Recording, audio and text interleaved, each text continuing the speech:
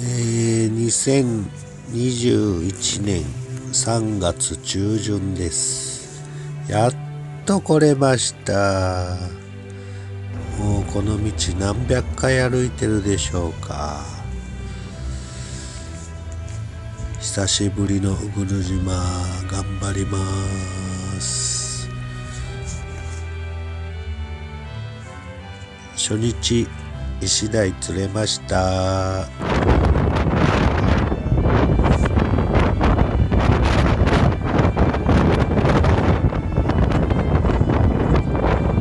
ちっちゃいけど釣れました。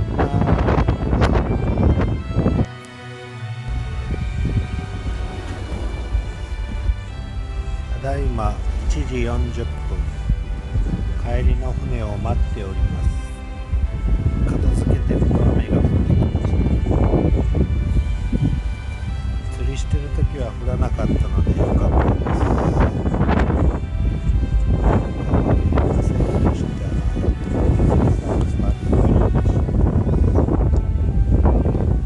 バイバイカモメちゃん。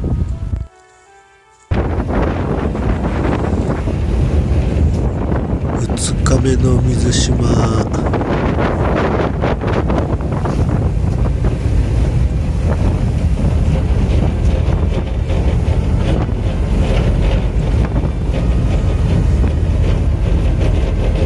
ダメだな。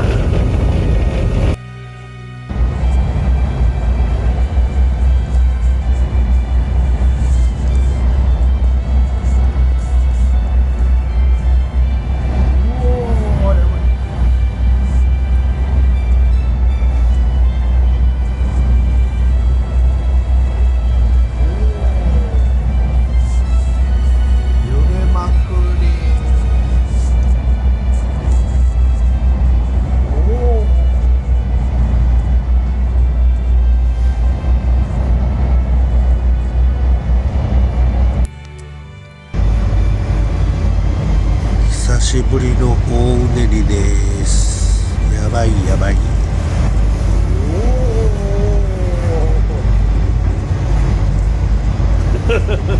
ジェットコースターのようです。ちょぼくに上がりましたけど、大波大風。ほら、今日は終わりましたね。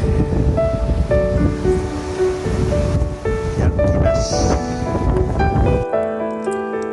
この後頑張ってタマミとハマチを釣りました。タマミ64センチ。